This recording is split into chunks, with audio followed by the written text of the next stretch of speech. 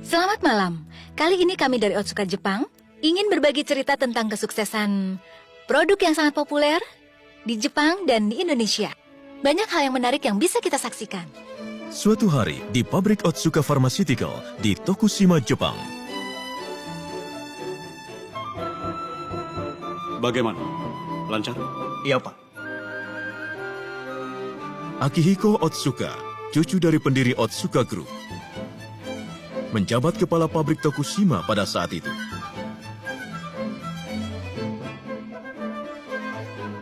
Ayah Akihiko, yaitu Masahito Otsuka, adalah seorang pimpinan perusahaan yang karismatik dan telah menciptakan berbagai produk terkenal seperti obat oles Oro 9H atau minuman Oronamin C, sehingga perusahaan menjadi sangat maju. Saya pun pasti akan menciptakan produk yang belum pernah ada. Akihiko punya tekad untuk mengembangkan produk yang dapat menjadi pilar perusahaan dengan tangannya sendiri. Ya, kalau begitu tolong ya. Maaf, Pak. Oh, Pak Harima, ada apa? Rokuro Harima, penanggung jawab pengembangan minuman. Pria ini dijuluki ahli rasa di perusahaannya dan juga yang menentukan rasa Oronamin C. Maaf, Pak. Ini sebenarnya... Bukankah ini cairan infus produk kita, iya kan? Bagaimana kalau cairan infus dijadikan minuman, Pak? Minuman cairan infus? Iya. Maksud Pak Harima? Begini, Pak. Saya pernah ke Meksiko beberapa waktu yang lalu, dan saya mendapatkan pengalaman yang mengkhawatirkan. Harima mengunjungi Meksiko untuk survei buah-buahan tropis dalam rangka pengembangan minuman terbaru. Tetapi, Harima mengalami diare parah karena situasi pengadaan air bersih setempat cukup buruk. Dia terpaksa diopnam di sebuah rumah sakit kecil yang fasilitas medisnya terbatas.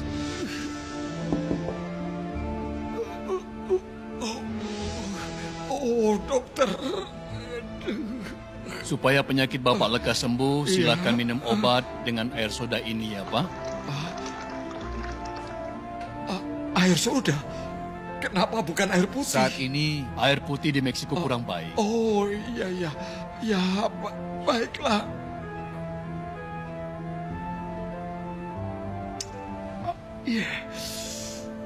Baiklah Pak, akan saya jelaskan. Air dan zat gizi tubuh berkurang secara drastis karena diare.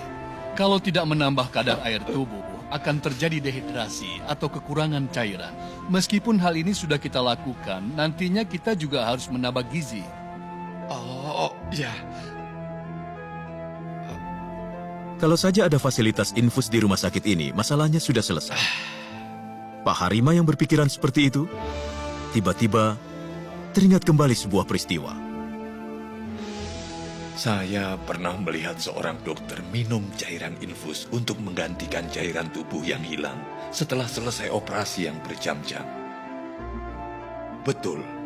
Ada baiknya kalau kami mengembangkan cairan infus sebagai produk yang layak diminum.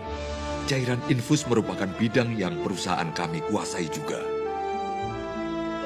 Dalam bidang cairan infus untuk penggunaan di rumah sakit, Otsuka Pharmaceutical menguasai pasar domestik.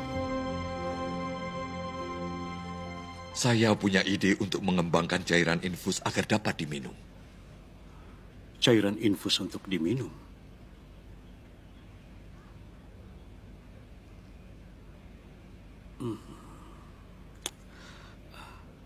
Mungkin saat ini belum waktunya, Pak Harima. Belum waktunya. 3 tahun kemudian, Akihiko menjadi presiden direktur Otsuka Pharmaceutical yang ketiga pada umur yang masih muda, yaitu 38 tahun. Permisi. Harima mendatangi ruangan presiden direktur dengan membawa seorang staf. Permisi, Pak. Staf itu adalah Akihisa Takaichi, anak buah Harima, seorang peneliti muda.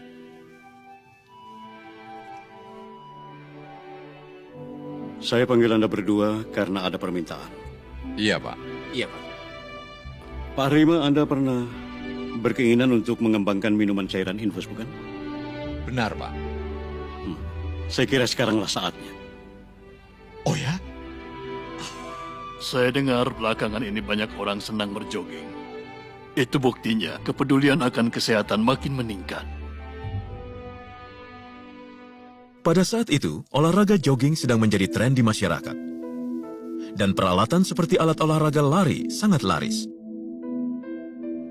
Maksud Bapak, mengubah rasa cairan infus supaya enak diminum? Tidak. Sebenarnya, Saya ingin menciptakan minuman kesehatan. Minuman kesehatan? kalau berkeringat, elektrolit seperti ion natrium atau ion kalium ikut keluar dari tubuh bersama air. Saya ingin menciptakan minuman yang komposisinya sama dengan keringat sehingga menambah elektrolitnya. Oh, begitu ya. Lalu, konsep rasa pun disampaikan secara jelas. Rasa yang tidak membosankan. Walaupun diminum setiap hari, harus terasa enak di tenggorokan. Enak di tenggorokan. Minuman kesehatan. Kata-kata Dirut menarik juga ya. Tapi enak di tenggorokan itu seperti apa ya, Pak? Takaichi, itulah tugasmu walau akan memakan waktu yang lama. Hah? Saya serahkan pengembangannya kepada kamu. Kepada saya? Iya, lakukan seperti yang kamu mau. Ya, baiklah.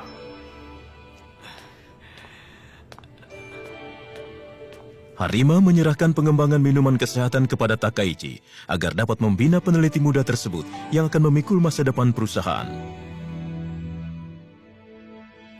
Takaichi langsung menuju ke sebuah tempat, yaitu sauna. Takaichi berpikir untuk menciptakan minuman kesehatan. Pertama harus memahami keringat itu apa.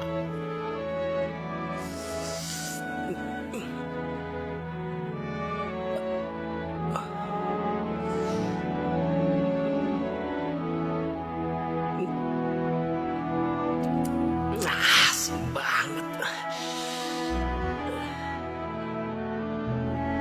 Lalu Takaichi berjalan-jalan di sekitar perusahaan dan mengambil sampel keringat yang merembes dari kulit. Takaichi mengadakan analisa tentang komposisi dua keringat yang diambil di sauna dan saat berjalan-jalan.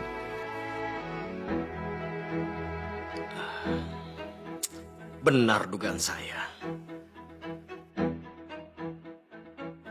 Takaichi ingin memeriksa konsentrasi ion natrium, yaitu kadar garam, yang menjadi sebab asinnya keringat.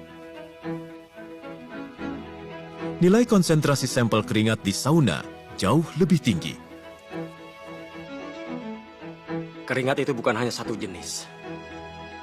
Setelah mandi di sauna atau berolahraga yang berat, konsentrasi kadar garam dalam keringat menjadi tinggi. Sedangkan konsentrasi kadar garam dalam keringat sehari-hari rendah. Minuman yang ingin kami ciptakan adalah minuman untuk menambah kadar air tubuh dalam kehidupan sehari-hari. Kalau seperti itu, kami lebih baik mengambil patokan pada keringat dengan konsentrasi kadar garam yang rendah. Takaichi langsung membuat minuman uji coba dengan persis mengikuti komposisi keringat saat berjalan-jalan.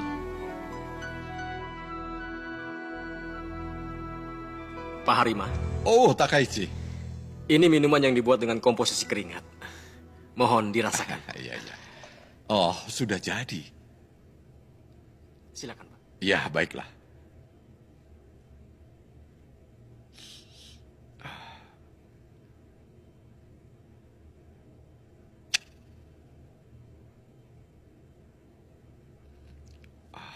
Rasanya pahit. Susah sekali untuk ditelan.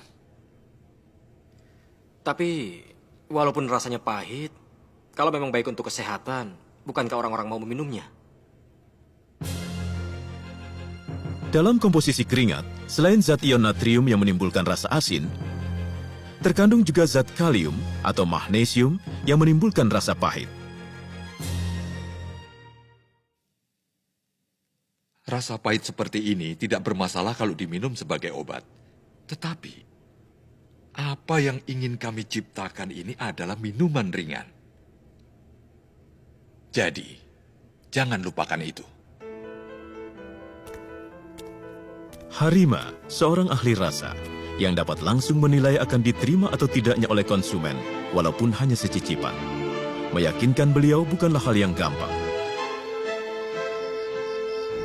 Dari pagi hingga malam, masalah penelitian tak pernah terlepas dari pikiran Takaichi. Ayo ayah, tolong bacakan ayah. Entah saya harus bagaimana. Pada hari libur pun, Takaichi membenamkan diri dalam penelitian. Dan akhirnya, terlintas ide untuk menambah zat pemanis alami untuk menghilangkan rasa pahitnya.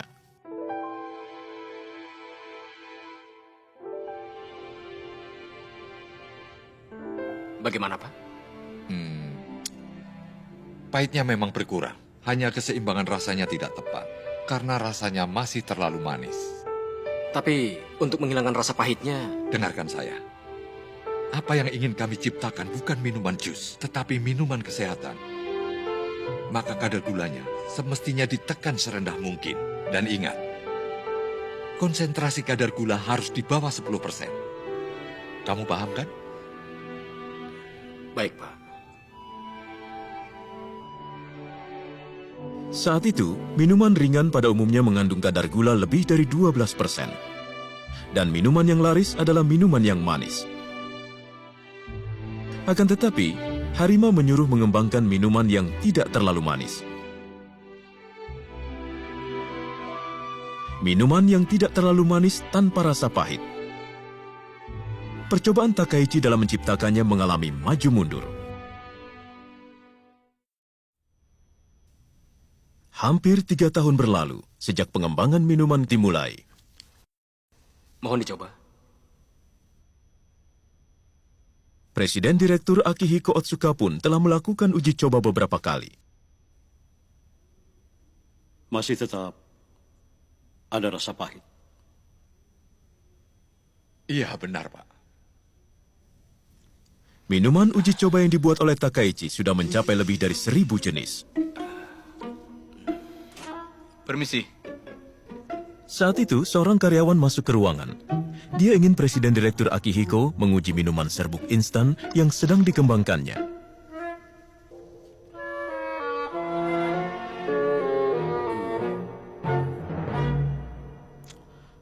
Minuman ini juga masih... Minuman ini juga masih sangat jauh dari sempurna. Lalu kemudian...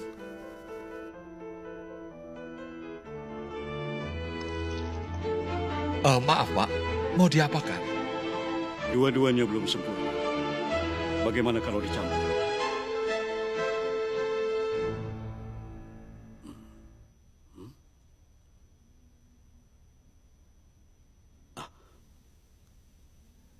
Ini baru enak.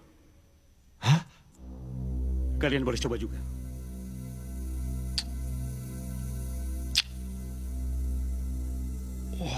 Benar. Sekarang rasa pahitnya hilang. Minuman serbuk instan ini rasa apa? Minuman serbuk instan rasa jeruk. Oh, begitu. Mungkin rasa pahit yang khas dari jeruk dapat menutupi rasa pahit yang tidak enak. Begitu ya. Berkat apa yang dilakukan Presiden Direktur Akihiko yang tak terduga, pengembangan minuman kesehatan maju satu langkah. Kok baru pulang? Ada apa? Kenapa beli buah sebanyak itu? Tidak apa-apa. Tolong siapkan pisau, papan potong, dan juga gelas baik mungkin ya. Iya, baik. Buah-buahan yang lebih cocok itu apa? Kita mulai. Takaichi membeli beberapa jenis jeruk dan mencampurnya dengan minuman kesehatan, lalu dicoba minum.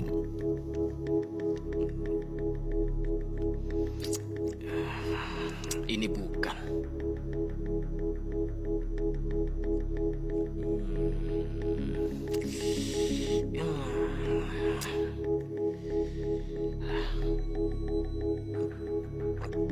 Ini juga bukan.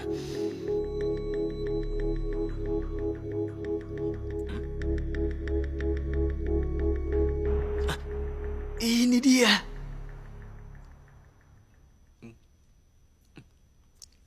Salah satu jenis jeruk menunjukkan efek luar biasa untuk menutupi rasa pahit. Buah apa itu sebenarnya? Hal itu merupakan rahasia perusahaan Otsuka Pharmaceutical sampai sekarang. Takaichi semakin mendalami penelitiannya hingga akhirnya berhasil membuat minuman dengan konsentrasi kadar gula di bawah 10%. Takaichi menyeleksi 2 jenis minuman untuk uji coba pada tahap akhir. Yang ini dengan konsentrasi kadar gula 6,2%, sedangkan yang ini adalah 7%. Untuk memperoleh tanggapan yang objektif, Harima menyuruh peneliti-peneliti lain untuk ikut mencobanya.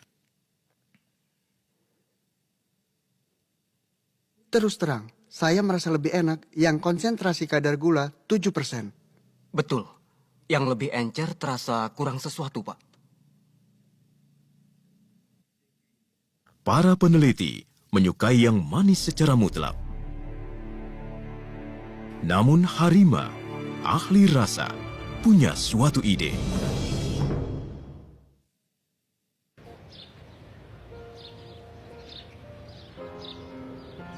Beberapa hari kemudian, sesudah uji coba di laboratorium, Harima mengajak peneliti bawahannya untuk mendaki gunung dalam kota Tokushima. Pak, kenapa tiba-tiba kita mendaki gunung? Tidak usah banyak tanya, pokoknya ikut saja.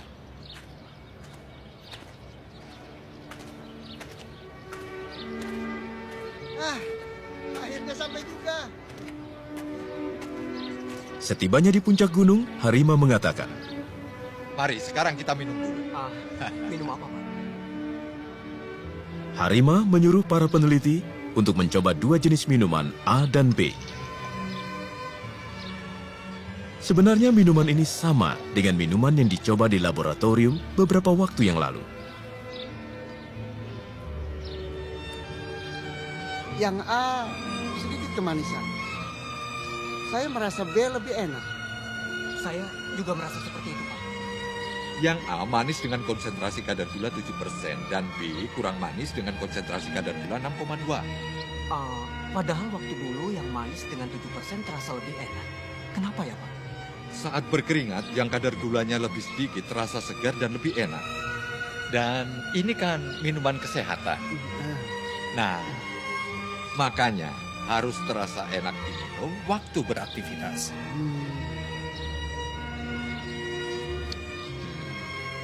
Ini dia.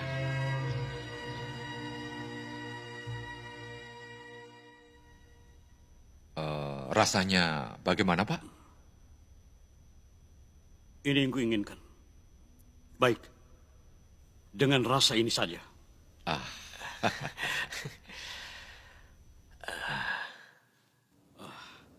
Hari ini, saya ingin mengajak Anda untuk mencoba minuman baru yang kami kembangkan.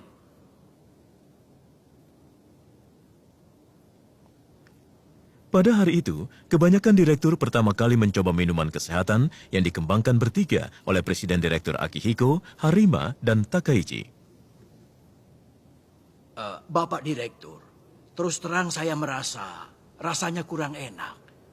Karena rasanya tawar. Terus terang ini tidak enak. Siapa yang mau minuman seperti ini? Rasa asin seperti ini tidak bakal laku. Iya. Betul kan? Iya. Saya pikir tidak akan laku. Para direktur senior yang mempertahankan Otsuka Pharmaceutical dalam rentang waktu yang panjang memberi tanggapan negatif terhadap rasa itu. Saya pikir kita akan kesulitan dalam soal pemasaran. Rapat direksi pun menjadi ricuh.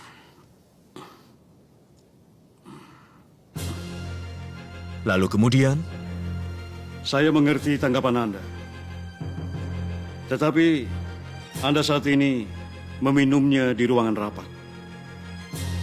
Cobalah meminumnya setelah berkeringat. Dan dipersilahkan minum berulang kali.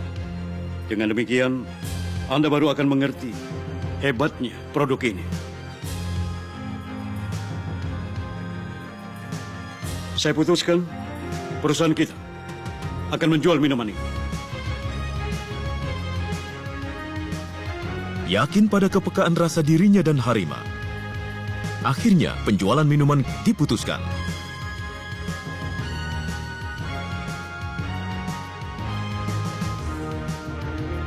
Produknya diberi nama Pocari Sweat, yaitu kata Pocari yang memiliki kesan menyegarkan, digabung dengan kata sweat yang memiliki arti keringat dalam bahasa Inggris.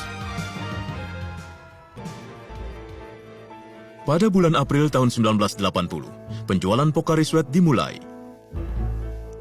Karyawan marketing dan semua karyawan lainnya mengunjungi toko-toko pengecer agar Pocari Sweat dipajang di lebih banyak tempat walaupun masing-masing hanya satu kaleng. Kepala tim marketing Jiro Tanaka juga mengunjungi pengecer langganannya. Selamat siang, saya Tanaka dari Otsuka. Hari ini saya ingin menawarkan minuman baru yang diluncurkan oleh perusahaan kami. Wah, seperti apa itu? Pocari Sweat namanya. Silakan dicoba, silakan.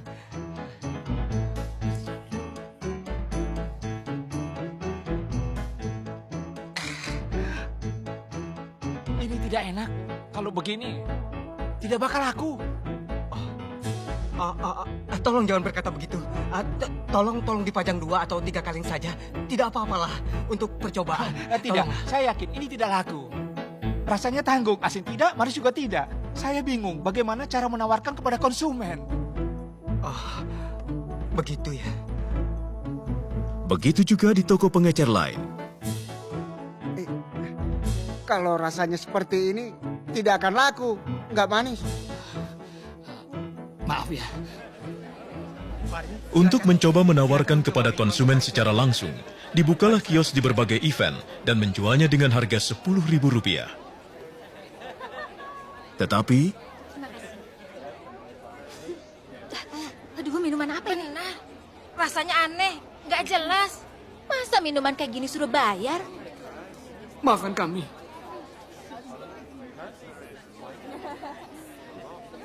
Kayak gini disuruh minum, kurang ajar. Ayo pergi.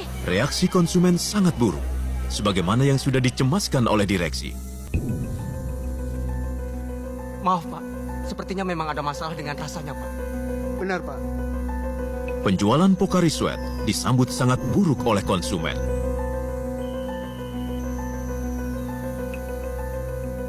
Pak Direktur, Saat itu, Presiden Direktur Akihiko mengeluarkan keputusan yang mengagetkan. Bagikan dengan gratis. hah? Kita bagikan Pocari Sweat secara gratis. Agar diminum setiap orang di setiap tempat. Dan dalam jumlah yang besar. Pak, berapa yang harus dibagikan? Tak terbatas. Keunggulan Pocari Sweat tidak bisa dirasakan kalau tidak diminum berulang-ulang. Jumlahnya tidak terbatas. Kita lakukan secara tuntas. Kalau begitu, kerugian kita semakin bertambah, Pak. Benar, Pak. Benar, Pak. Jangan pikirkan angkanya dulu. Kita ingin mencoba menciptakan pasar baru yang belum pernah ada. Walaupun tidak bisa dijual pada awalnya, itu wajar. Yang paling penting sekarang, mensosialisasikan konsep produk secara tepat daripada menjual produknya. Dengan demikian, nantinya konsumen akan mengerti keunggulan Pocari Sweat. Penjualan akan meningkat belakangan.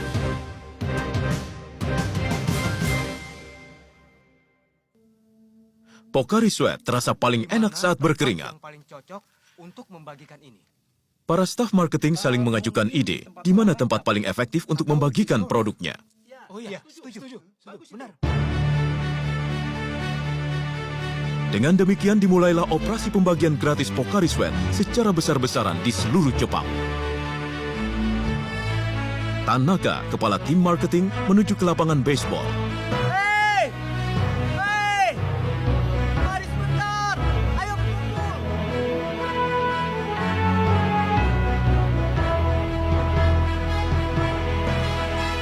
Nah, anak-anak, kalian haus kan? Haus. Tunggu sebentar ya. Nah, ini, silakan minum. Dingin dan enak. Nah, ini, silakan. Ini untukmu, ini untukmu. Ayo, silakan diminum. Silakan. Bagaimana rasanya? Enak! Enak kan? Rasanya tidak biasa. Tapi bisa langsung diteguk. Betul, itu benar. Itu karena tubuh kalian mengeluarkan keringat. Jadi membutuhkan kadar air. Nah, anak-anak, Tubuh kita 60%-nya terdiri dari air. Coba lihat gambar ini. Sampai di sini semuanya air. Bukan hanya ditawarkan kalau minum, kalian banyak berkeringat, melainkan juga memberikan maka tubuh penjelasan kalian konsep membutuhkan Pocari Sweat cairan secara tubuh. detail. Pocari Sweat itu mirip dengan cairan tubuh. Staf marketing lainnya kemudian membagikan kepada konsumen yang baru selesai mandi.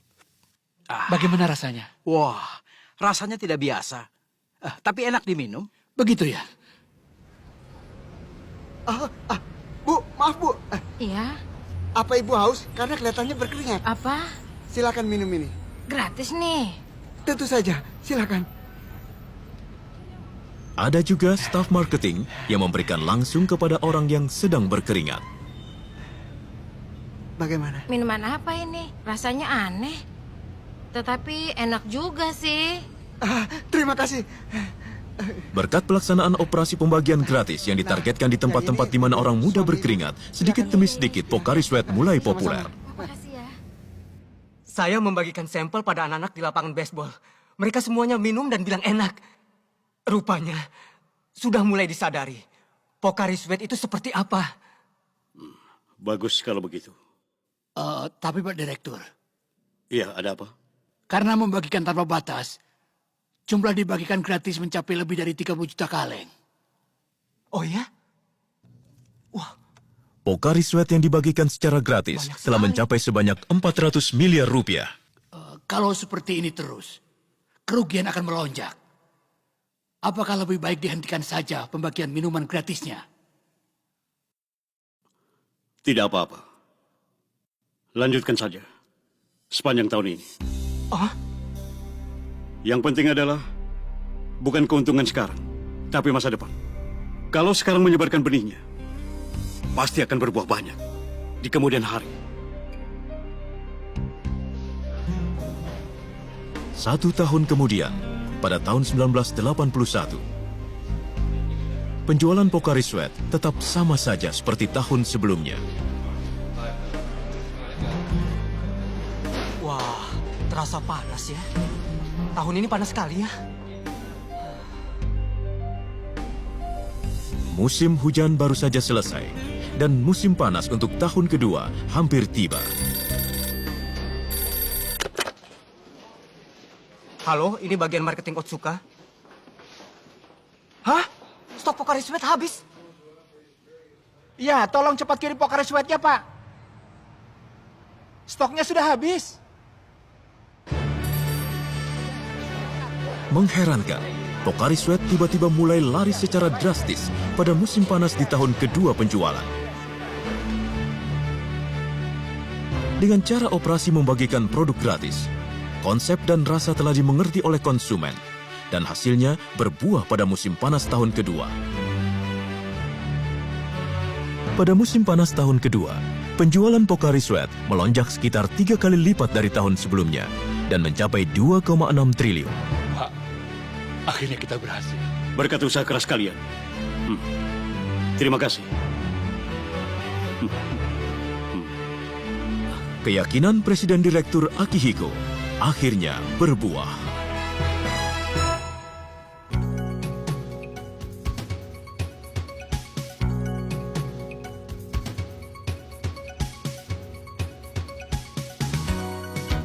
Di Indonesia dikenal ada bulan Ramadan dan diadakan yang namanya aktivitas promosi saat Ramadan. Orang-orang yang beragama Islam pada bulan Ramadan tidak boleh makan dan minum dari subuh sampai maghrib.